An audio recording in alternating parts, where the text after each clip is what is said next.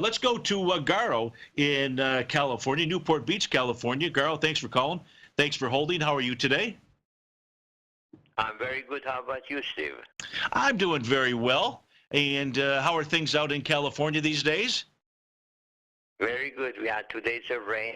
Today's a little bit better, and tomorrow maybe it's the last day, and after that, again, we go to nice, sunny California. Ah, perfect. Okay, nothing more beautiful than sunny California. So tell us what you want to look at while I am trying to find your set of charts out here. Now, Garo, folks, in case you don't know, he has his own set of charts on Stevie's system out here. I just have to find them. But tell us what you want to look at while I'm looking. Here we go. Regarding Z, like Zebra, the Zillow group, Okay. in your opinion, here go ahead. I have a few charts open. One of them is the daily chart, which is so important to me. On a daily chart, you can see that the candle hit, today is the second day that hit the 50-day simple moving average, and it cannot cross over that, and stochastic is all the way to the top. And it did the same thing in November, the 5th of November. And I want to see that if that is the end of the bull, it's going to turn around and to go back again, cross the 21 days towards downside, or still there is room there to go from 50 days to 200 days. This is my one. The first indicator. The second indicator, if you, the 30-minute and 60-minute is already bear, the 120 minutes is already bull. You see on a 120-minute, it hit the 200-day moving average. It couldn't go any further. And the lower value of the dot is $36.01. If that breaks that 36.01, then it's going to be a bear. So it's got 30, 60, and 120 minutes. All three of them is going to be bear. From that point, it's going to go into bear mode. It's a time to short that. Do you agree on that, or if you have any other comments? Okay, so thanks for going through all that in detail. What I will do is first, yes, resistance has been established. Now, folks, if you were listening, you were taking a look at Zillow, along with what Garo was describing, and he was using some moving averages. He was using a 50, he was using a 200-day moving average, he was using multiple time frames out there. So the question is, do I see anything else? First of all, on my set of tools, on an intermediate term time frame, it absolutely hit resistance. And that was at Stevie's red line. I mean, it hit it today. The high today inside of Zillow is 37.47. That is right at resistance. And if it were to close above that level, then I would say, okay, we really have a change in trend. Now, it still looks to me like this may have bottomed. The reason why I will say that, okay, so you get to resistance. It's been a pretty good move from last week's bottom out there. The week before was a Tommy DeMark setup 9 count. Again, typically what we will see is a bottom occur the day of, or the week of in this case, the week before or the week after. Well, turns out it was the week after. Then you get a nice little gap to the upside this week. Price runs right into resistance. Now, maybe it does pull back from here, and I know that you can also trade this from the short time frame because you were looking at 60-minute and 120-minute time frames. Turns out that 37.69 is also the bottom of its weekly profile. So if you were to see price close above that, that would give you a bullish message out here. I've got really nothing on a monthly time frame. We're about to go to a break. Would you be kind enough, Garo, to hold on through this break? We'll come back. We'll finish up, take a look at Zillow, and answer any other questions that I can.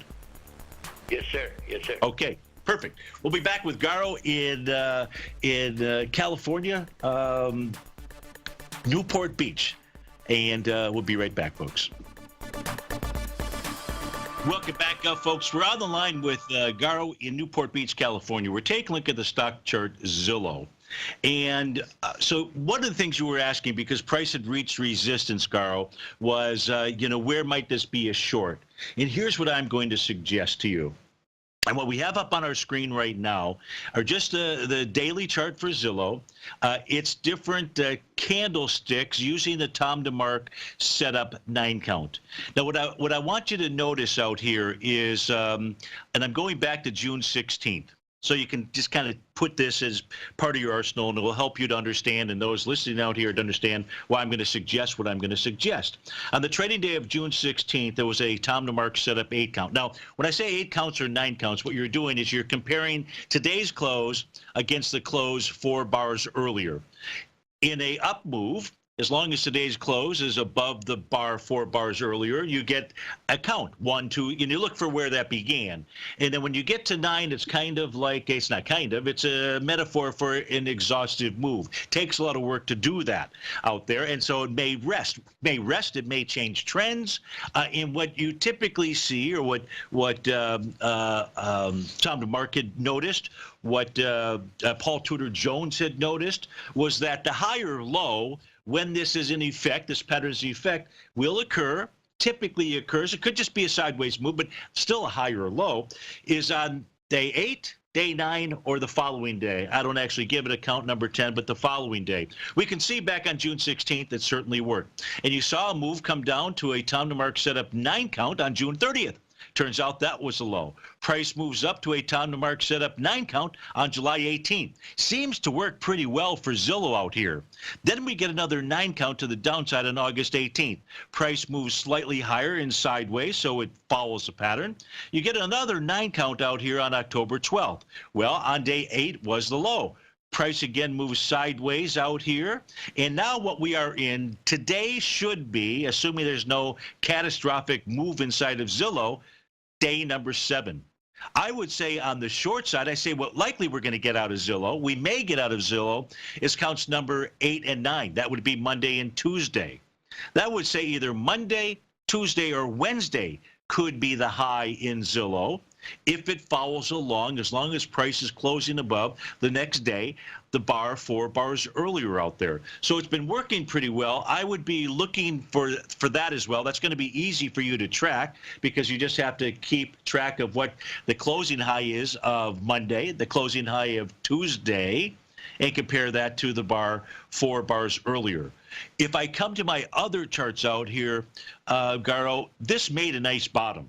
Just like Brent was taking a look at Celgene, and he was looking, or we're looking, I'm looking at a pattern where price moves lower, does with less relative energy, you get a bullish signal. It did that at the November 21st low. The very next day or 2 days later, you're up above Stevie's red line, you're inside the TAS profiles, and then on November 27th, you clear resistance. It is above resistance. The next resistance level inside of Zillow, you don't get to until you're around the low of November 17th, looking at a daily time frame.